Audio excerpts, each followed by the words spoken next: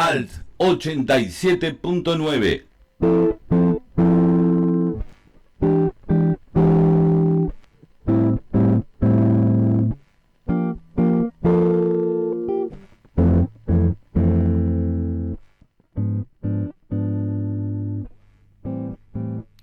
Hola, ¿qué tal? La bienvenida, como siempre, a este momento, a este encuentro de Columna de Voces. Hoy vamos a hablar de sexo, así que a ponerle orejas a todo esto. Y vamos a hablar con Ada Ayelén Vicerne, que es docente especializada en educación sexual integral y además es estudiante de maestría en estudios y políticas de género, es estudiante de Derecho en la IUMNA, es directora de la Escuela de Educación 7 de San Vicente con orientación en arte, danza y teatro. Así que vamos a hablar acerca de estos temas que tienen que ver con el sexo, y una de las preguntas que tengo para hacerle es ¿cuánto sabemos los argentinos o la gente? ¿Cuánto sabe de sexo? Los que tenemos más de 60, algo sabemos por cuestiones de la vida, pero esas cosas en casa no se hablaban. Entonces, los chicos de ahora tienen más herramientas, conocen un poco más de sexo, o tienen las mismas dudas que tenemos los que ya somos de el grupo de riesgo o de la tercera edad, como se le quiera decir. Bueno, vamos a hablar con Ayelén de todo esto. Ayelén, ¿cómo estás? Bienvenida y gracias por acompañarnos. Hola, buenas tardes, Hugo. Gracias por la invitación. Por favor. Bueno, y te traslado esa pregunta. ¿Cuánto sabemos nosotros de sexo? No sabemos nada, estamos igual que hace 50 años atrás, que era todo una cuestión tabú, no hablábamos de la menstruación, no hablábamos del preservativo, no hablábamos de... ¿Y los chicos de hoy tienen una idea más o menos clara de todo esto? Bueno, a ver, yo voy por la positividad, estamos mejor que antes, ¿no? Bien, bueno. Eso sí. La verdad que los movimientos sociales, los movimientos feministas han impuesto agenda, y bueno, en base a eso hubo modificaciones, hubo leyes nacionales que fueron surgiendo, y bueno, dentro de una de esas es la de educación sexual integral, que tenemos la ley nacional y provincial. Justamente esta semana se trabaja específicamente, digamos, dentro de la agenda, el calendario oficial de educación, entre el 22 y el 25 de esta semana. Lo tenemos que trabajar específicamente, más allá de que los lineamientos y la ley establezca que se tiene que abordar de manera transversal, ¿no? Transversal a todas las áreas. O sea, estés dando matemática, educación física, inglés, naturales, lo que sea, tenés que darlo, ¿no? Educación sexual integral. Integral. Hay una ley sí. que estuvo, podemos decir que es una ley olvidada, ¿no? Porque hace muchísimo tiempo que existía la ley, que creo que ya estaba reglamentada, pero no pasaba absolutamente nada, por diferentes presiones, ¿no? Sí, tal cual, de los sectores más religiosos, también políticos, ¿no? Políticos. Pero en realidad, bueno, la ley surge en el 2006, digamos, no es que no estuvo, digamos, sino que, bueno, no se implementó de manera efectiva. Exacto. Hoy, por ejemplo, este año y ya el año pasado, hay formaciones en servicio, en lo que es estatal, ¿no? De educación sexual integral, digamos, hay referentas que van a empezar a surgir de las diferentes áreas, hay cupos, cada 3 meses se renueva, digamos, así que eso ya se está de a poco implementando. Lo mismo, bueno, en las universidades, en los terciarios, no está todavía como materia obligatoria en los terciarios, sino, bueno, desde primer año como una opción de taller, ¿no? Bien. Como un espacio específico. Pero bueno, sí hay un avance.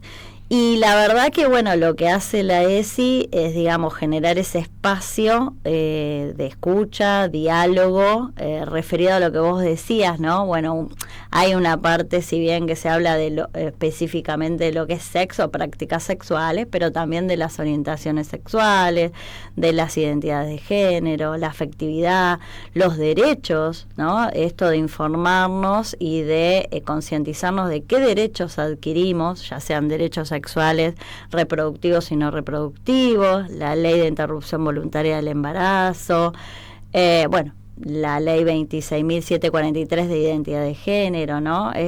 Digamos, no es que solamente se habla de sexos. Y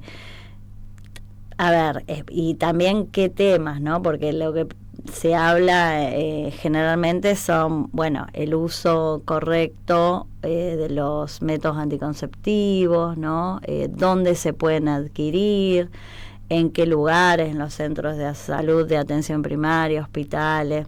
Digamos, lo que hace la ESI es esto de brindar información, sensibilizar sobre ciertos temas, ¿no?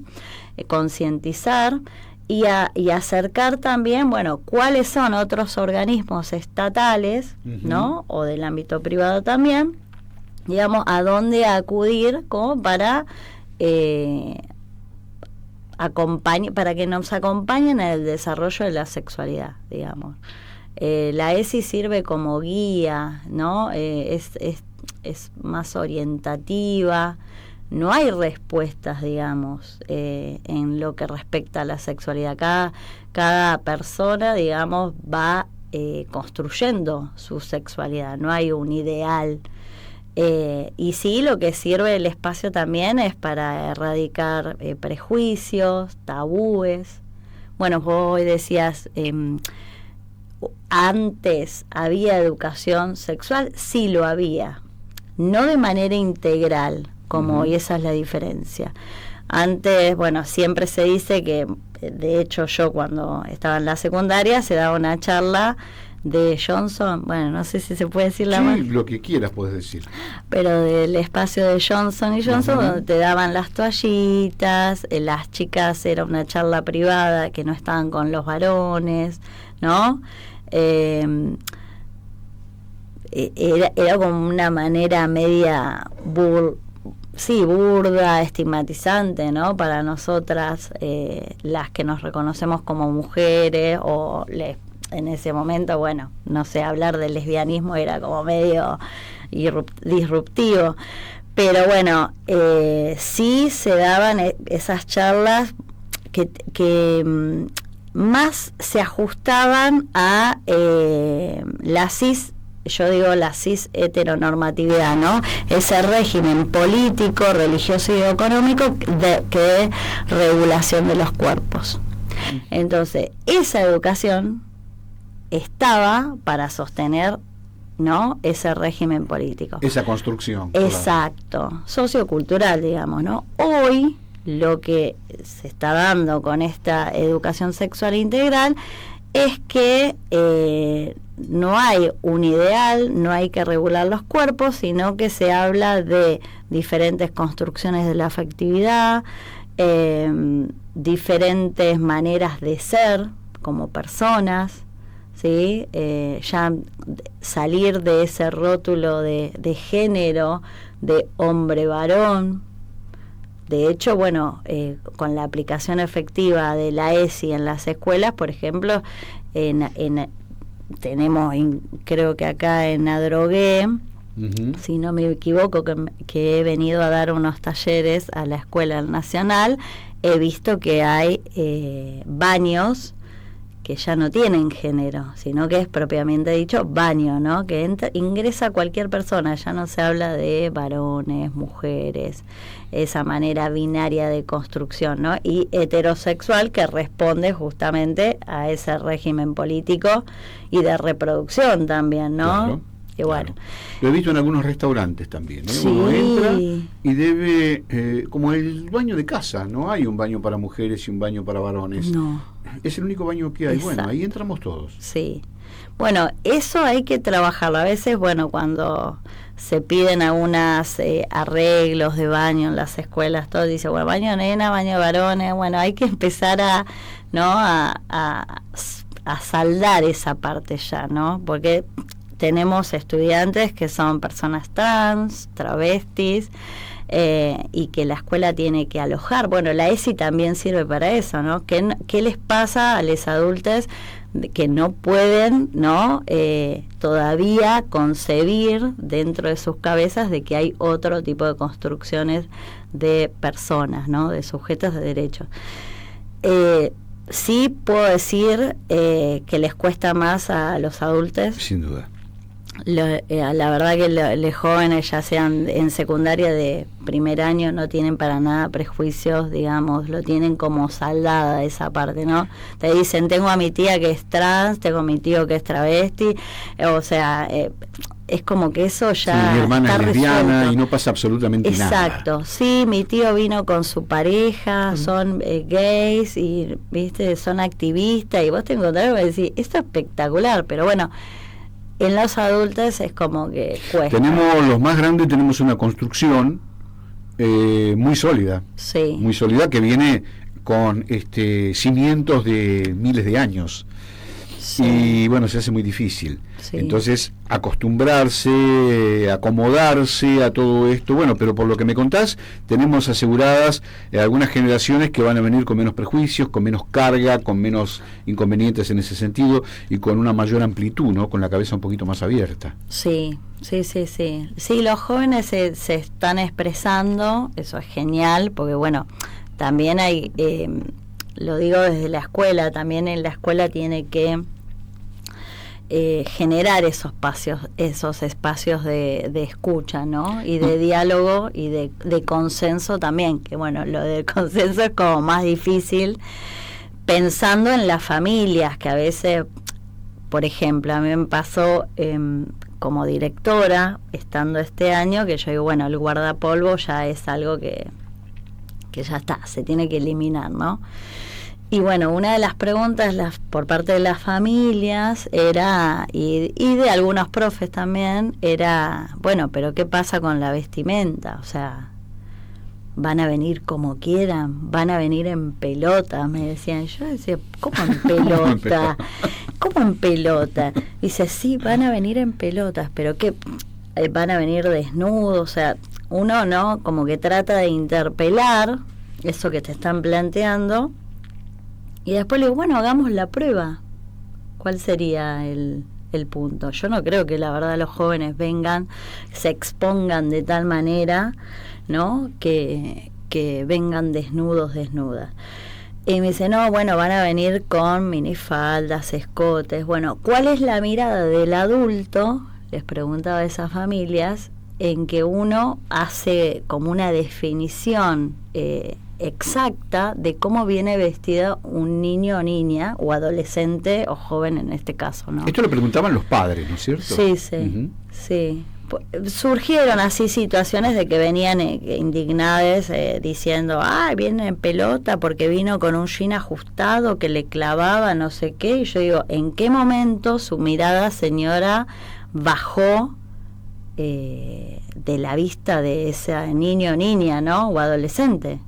Porque cuando uno se le habla, claro, les habla a los ojos. Yo no estoy haciendo un escaneo de la persona, de cómo está vestida, o si tiene, por ejemplo, ponele, como decían, clavado el jean. ¿Qué es clavado el jean? Preguntaba. Y así me decían, clavado. No, la verdad que no, describa Pero la pregunta que me surge es, ¿ese jean lo usa en la calle? Totalmente. No es que se lo puso para venir a la escuela, exacto, nada más. Exacto. ¿Y ahí no se cuestiona nada? Bueno, lo que cuestionaban era que en la calle van con los padres, madres, caminando, y bueno, acá están en la escuela, digamos. No cambia el ámbito, porque la escuela no es que es un espacio por fuera de la comunidad educativa.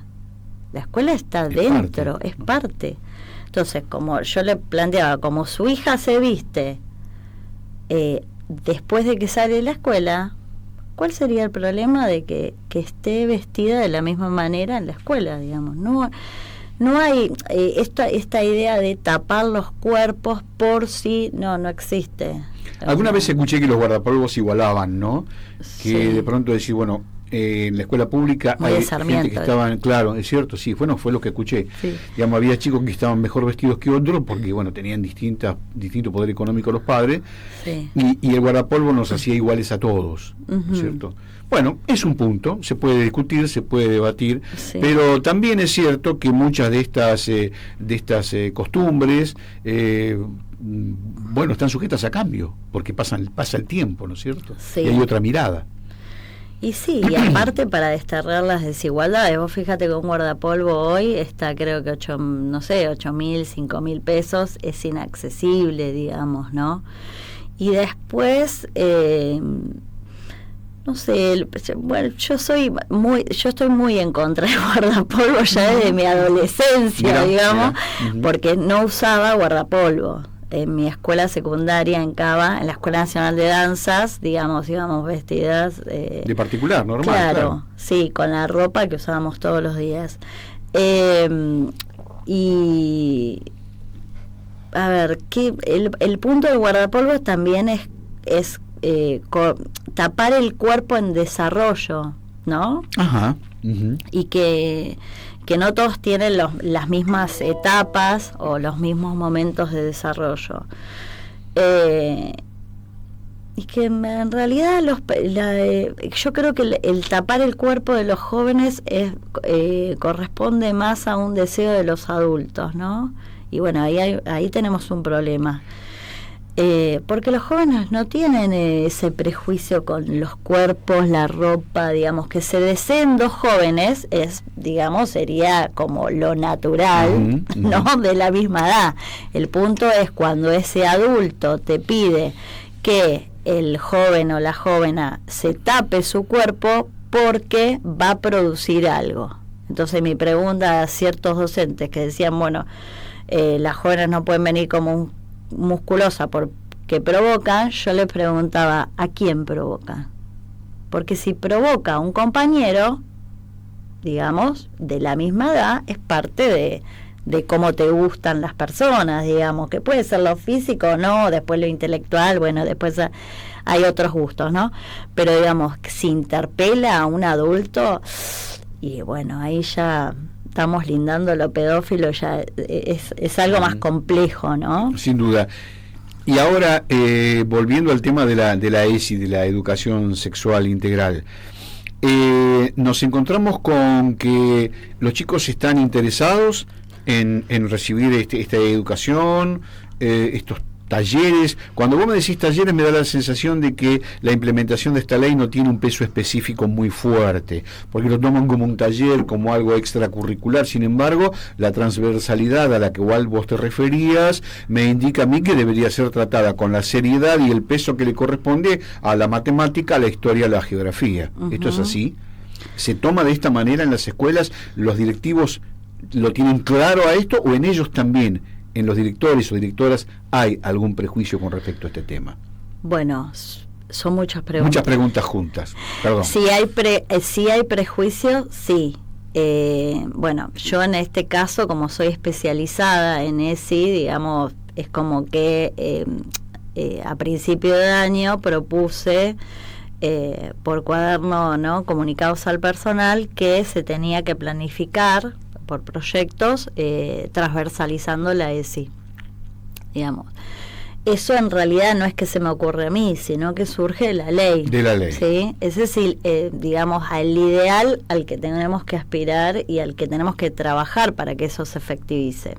Bueno, y vamos a la docencia. ¿Qué dicen los docentes, las maestras, los maestros? Hay docentes que expresan, no estamos preparados, no estamos formados. Bueno, salieron las formaciones, no se anota casi nadie. Ajá, entonces, mira. Bueno, ahí hay un abismo entre el decir y el hacer, digamos. Bien. Porque si el Estado te está proponiendo espacios, ¿no?, para formación, y vos no te inscribís, y aún así con puntaje, el último que salió ahora, que yo me anoté, inclusive, imagínate, yo siendo especializada, me anoto igual, porque entiendo de que hay que estar en esos espacios, primero interpelando, ¿no?, reflexionando. Uno no tiene que pensar de que ya tiene el título y que ya tiene todo resuelto, sino, bueno, ir viendo a ver cuáles son las nuevas novedades, estar con los grupos, ¿no?, dando a la discusión, al debate, porque en esos espacios hay un montón de gente, digamos, que responde a cierto sector religioso, también siendo docente, y que va a dar su opinión, punto su de postura. vista. Entonces nos encontramos con algunos docentes que dicen no estamos preparados, Sí. y otros que cuando surge la posibilidad de prepararse no van. Exacto. Bien. Dentro de ser, y aclaro, dentro de la carga horaria de servicio, no por fuera. Claro, eso no, es importante, digamos. es en servicio, porque una de las demandas, digamos, los movimientos feministas era formación o capacitación en servicio. Bueno, Bien. y la otra punta del tema, los padres, ¿qué dicen cuando se enteran que le van a dar educación sexual a sus hijos en la escuela como una materia más? Primero que no hay que avisar. No hay que Digamos, avisar. no es necesario, la ley contempla justamente que uno al transversalizar no tiene que estar diciendo, bueno, hoy voy a hablar de las madres de Plaza de Mayo desde una perspectiva de género y de derechos humanos, digamos. Ya ahí, por ejemplo, desde lo histórico se puede abordar un montón y no necesariamente estar explicando.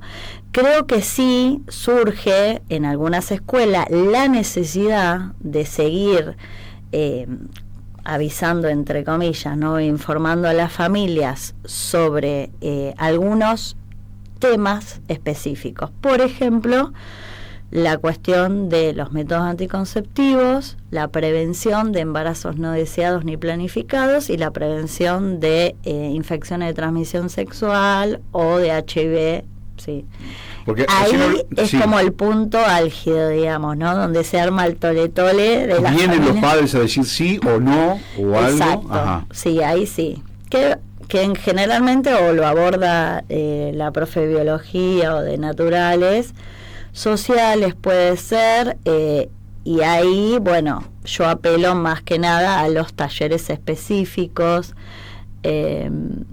digamos, porque desde los talleres, o sea, saliéndose de la dinámica con los profes, a veces, o por ejemplo el área de salud y adolescencia, SADO, que es la materia, saliéndose de esas horas curriculares, como vos planteabas, extracurriculares, quizás con una profe de orientación educacional o orientadora social, se animan a preguntar o a evacuar dudas o a expresar, ¿no?, lo que posiblemente con otras profes del área curricular no se animarían. Bien. Y vamos a la otra punta. ¿Los chicos están interesados, están ávidos de recibir información en ese sentido? Sí, lo demandan todo el tiempo. Bien. De hecho, por ejemplo, si se transversaliza la ESI, te dicen, bueno, queremos tener más ESI. Y vos decís, pero estás viendo en historia o en práctica del lenguaje ya transversalizada la ESI. Lo que están exigiendo es más información sobre el uso de los métodos anticonceptivos, cuáles son las prácticas sexuales. Porque podemos hablar de las madres de Plaza de Mayo, sí, pero a la hora de la utilización del condón me parece que hay una diferencia, ¿no? Exacto. Digamos, en lo que en el temario al que podemos abordar. Exacto. Sí, creo que ahí los profes es como que no se animan tanto a hablar, por ejemplo, de prácticas sexuales. Me ha pasado a mí como profe de inglés, que es mi título de base, digamos, mi cargo de base, a nombrar solamente las prácticas sexuales, si las conocían en inglés, y era como persecución por parte de la directora, actas. Bueno, es un tema, porque en realidad, a ver, los jóvenes ya lo saben eso, lo ven en las redes sociales, claro. Googlean, a ver, googlean prácticas sexuales, ya la recontra saben, digamos. Ahí es como que hay profes que, bueno, dicen, en esto yo no me voy a meter. Claro, pero necesitan chequear que eso es correcto, porque si me lo dice mi profe, Es distinto. Sí, yo lo leí en internet, pero si me lo dice mi profe, yo estoy chequeando Totalmente. que esa información que yo tengo es correcta. Sí. Y además puedo tener dudas. ¿A quién le voy a preguntar? No. Ahora entonces, la resistencia no es de los chicos que reciben esa información, ellos la demandan. Exacto. Es en todo caso de de sectores religiosos, algunos padres que no están de acuerdo y saltan con los chicos no y todo eso, y inclusive algunos docentes y directivos, me animo a decir también, que deben de tener también su postura en ese sentido. Sí. Bien. Sí, esas son parte de las resistencias y reticencias que hay con respecto de la ESI, y que vuelvo a repetir, o sea, el punto es los prejuicios que rondan en torno a lo sexual, ¿no? Porque también el otro día daba justo una charla con un cuarto y le decía, bueno, pero ¿qué es educación sexual integral? ¿No? Desglosemos las palabritas. Y decían, bueno, educación, bueno, enseñanza, aprendizaje, perfecto, podríamos resumir proceso de enseñanza, aprendizaje, digamos, ¿sexual de qué? Y empezaban, sexo, y se reían. Digo, pero sexo solo, y bueno, empezaron, ¿no?, a hablar y decían, bueno, no es solamente sexo, solos, y solas empezaron a tirar palabras, ¿no? Y le digo, bueno, ¿y de qué viene sexual? Y decían, de sexualidad. ¿Y qué es la sexualidad? Podríamos decir que, por ejemplo, el tipo de música que te gusta a vos, le decía, ¿es parte de tu sexualidad o tu vestimenta? Y decían, bueno, sí, no. Es una buena pregunta. Y decía, sí. Se ponían a pensar, en un momento me decían, sí, Dire, ¿sabes que sí? Porque yo, a ver, de manera como me he visto, estoy explayando mi sexualidad, ¿no? Y es parte constitutiva nuestra de cómo nos construimos como personas. Bueno, y que las subjetividades son diferentes, diversas, por suerte, y que la vestimenta, digamos, no tiene que generar esa diferencia de trato, sino que al contrario, o sea, somos diferentes, diversos, heterogéneos, genial, y que eso nos pone de igual manera en el trato, digamos, ¿no? No nos tiene que hacer diferentes. Bueno, ahí se derriban también situaciones, por ejemplo, de racismo, que se dan y que las reconocen también, que después hablando, ¿no?, con el tema de la vestimenta o el tema de la etnia, la nacionalidad, es bastante completo, digamos, el abordaje. Vos, y hago un breve paréntesis en esto, ¿vos detectás que hay racismo en las escuelas entre los chicos? Sí. ¿Mucho, poco? Cada vez más. Cada vez más. Cada vez más. ¿Contra quiénes? Porque acá en este país hablar de los morochos, y el 90% de la gente tiene ese color de piel. No hay un negacionismo, primero no reconocerse como hija o hijo migrante, ¿no? O migrante. A ver, y lo digo desde de la propia experiencia, ¿no? Porque, por ejemplo, yo tengo una materia en Derecho en el IUMA, en la Universidad de Madres, que es Migraciones, ¿no?, y Derechos Humanos. Y decía, profe, preséntense, y yo digo, hace un par de años, yo, mi identidad, digo que es marrón, ¿no?, porque soy hija de migrantes, si bien soy nieta de migrantes europeos, como que me identifico, o mi identidad que construyo es hija de migrantes de Paraguay. Entonces, bueno, cuesta, digamos, presentarse o poner tu carta de presentación hacia decir, bueno, soy hija de migrante. ¿Por qué? Porque durante niñas, es como que eso lo tenemos negado, hay un prejuicio. A mi mamá, por ejemplo, la cargaba muchísimo acá en Argentina por ser paraguaya. A mí me acuerdo que en el primario, me decían que era paraguaya y se me reían. Entonces yo, porque hablaba guaraní, ¿no? Con el tiempo, que era muy contestataria, yo le decía, bueno, prefiero ser paraguaya antes que ser argentina como vos. Si argentino significa ser vos, ¿no? Muy peleador desde mi lugar. Le digo, prefiero ser paraguaya. Cada uno se defiende como puede. Exacto. Era muy chica, ¿no? Digo, pero es como que les cuesta decir que son hijos de, o que tiene, o que son peruanos. Como que lo esconden. Les da vergüenza porque hay una cargada, hoy una de las cargadas que se usa en el secundario, ¿no? Que nos cuesta desterrar, es que es verdulera. Y le digo, ¿cuál sería el problema de ser verdulera? Me dice, porque todos los verduleros son bolivianos.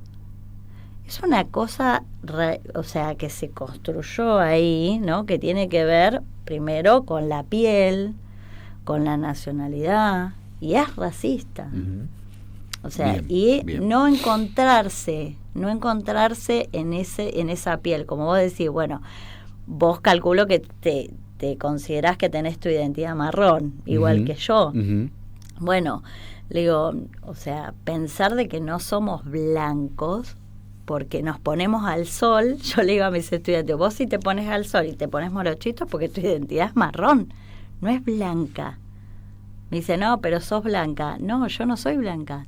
O sea, no me pongo rosa. Definitivamente no, definitivamente. ¿No? Y eso hay que deconstruirlo.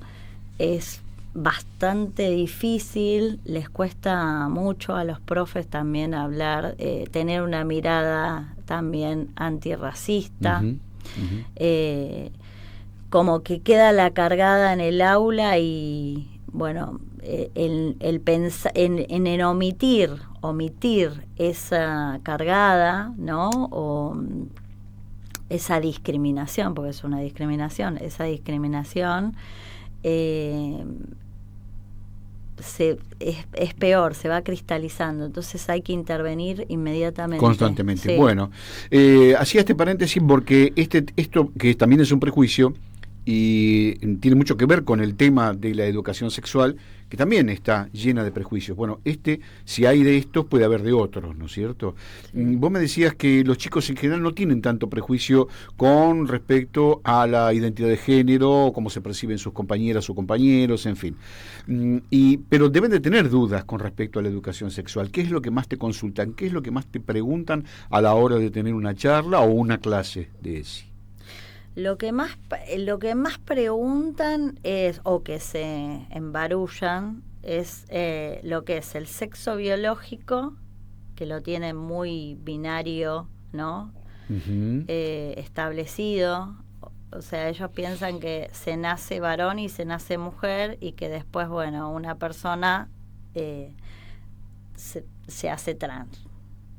Entonces, no puede migrar o no entienden cómo es que se percibe de otra manera. Exacto, ahí es como, cuesta de construir que yo siempre le digo, en realidad no se nace mujer ni se nace varón, se nace con un sexo biológico, que puede ser órganos sexuales externos, pene, vulva o intersex. Cuando ya le hablas de intersexualidad, ya sea un joven, un adulto, es como que lo sacaste de la casilla del binarismo. Entonces ahí es como en el cual estamos construidos todos desde hace miles de años. Total. Cuando le decís que hay niñes que son intersexuales, que son mutilados o que eran mutilados, actualmente también, pero no tanto, mutilados al momento de nacer, digamos, como para encajarlos en ese binario heterosexual, pene, vulva, ¿no? Complementarios, es como que ahí no entienden, es como les das ejemplos de personas que han abordado intelectualmente y aparte por su historia de vida, ¿no? De la intersexualidad, como Mauro Cabral, y es como que dicen, esto existe, es como que lo sacas de eje. Y después lo trans, los profes también empiezan, dice, se me hace un matete entre lo trans. Le digo, quizás no hay que explicar descartando. Si una persona te dice que es transfemenina, no sé cuál sería el problema. Me dice, pero nació, ¿por qué quieres retrotraerte a cómo nació? ¿Cuál sería el sentido? Como que ahí se hacen ¿no? Dice, pero ¿con qué? Digo, ¿por qué buscarle o darle la importancia o empezar a interrogarse de con qué sexo biológico nació? ¿Cuál sería el punto? Porque yo le digo a los profes, ¿vos conocés mi genitalidad? Y se ríen. Y le digo, ¿qué genitalidad pensás que tengo yo? Y se ríen, me dicen vagina. Le digo, eso es lo que vos pensás. Vos no sabés si yo tengo un pene, si yo tengo una vagina, si soy intersexual, si me hormonicé. Y se quedan como, perdón, y me dice, le digo, vos estás viendo mi expresión de género, que es otra cosa, como yo me he visto. Me hace, yo me hice las lolas, le digo. Tranquilamente. Y se ríen es y lo me dicen, claro, no. Es lo que yo veo a simple vista. Entonces yo puedo creer que... Entonces le digo, vos estás viendo mi expresión de género y estás presumiendo, o sea, la presunción tuya es que tengo vulva y ponele y vagina. Pero y le digo, y encima presupones que soy heterosexual. Y si yo te digo que soy lesbiana o pansexual, ya cuando le decís pansexual ya es como que es demasiado. Pero digo, entonces eso, ¿no? Es todo el tiempo es como que tenemos que estar trabajando en la presunción. O sea, eso creo que es fundamental. O sea, y me dice, ¿y entonces qué hago? Quizás le tendrías que preguntar a la persona cómo se llama. No sé, Juliana, por ejemplo. Bueno, Juliana, y tratarla de Juliana. No importa si nació con pene, vulva, si nació intersex, o sea, la genitalidad, lo que tenga interiormente, no importa.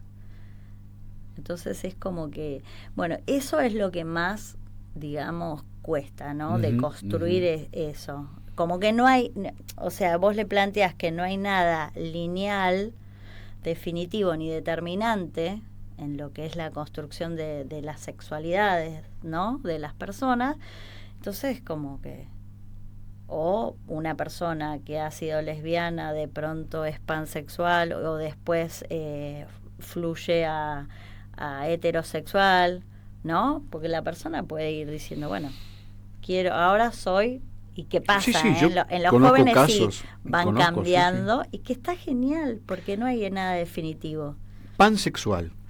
Sí. Dame una definición, porque para mí es una palabra nueva. Bueno, pansexual somos las personas, digamos, que nos gustan, o sea, que nos pueden llegar a gustar, o podemos llegar a relacionarnos, o tener sexo, o alguna relación afectiva, digamos, con todo tipo de persona, independientemente del género, ¿no? Al que se sienta identificado.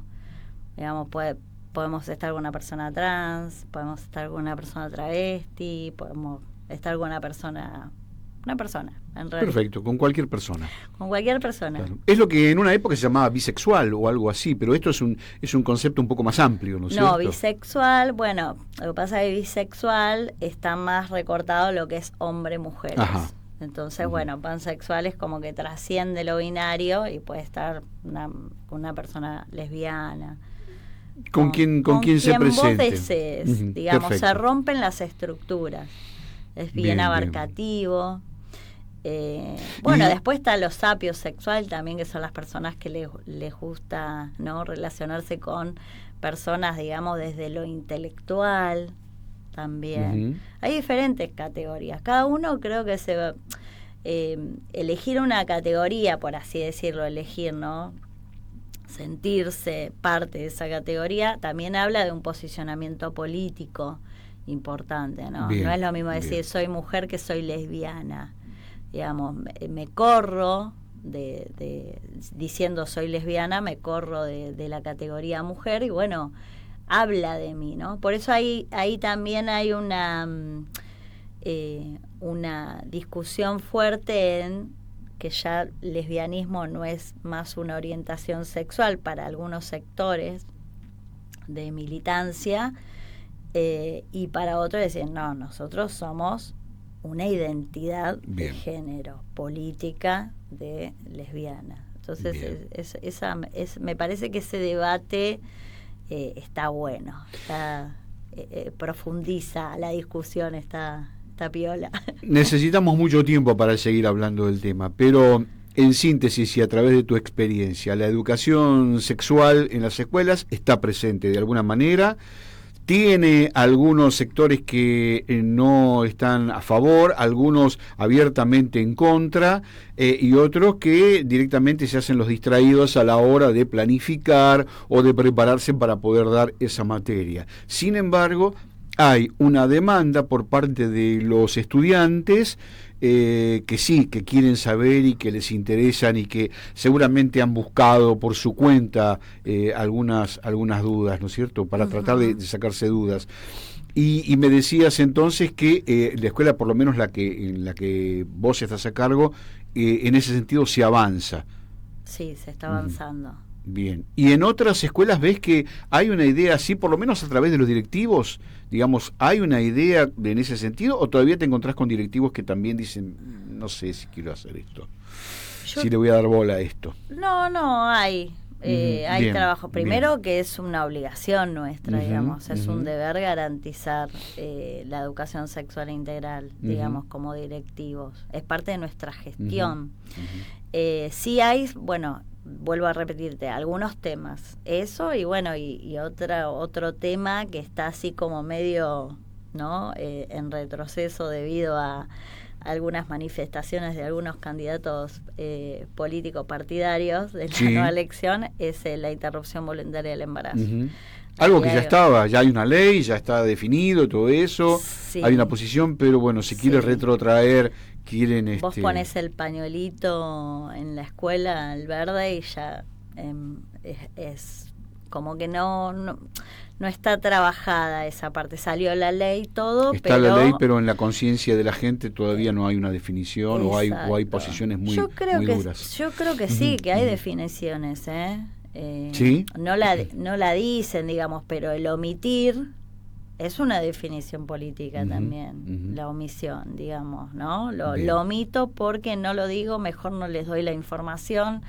Yo creo que ahí hay una trinchera importante y que hay que seguir dando el debate, porque bueno, nada, tienen que ejercer su derecho a elegir si quieren continuar con un embarazo o no. Bien.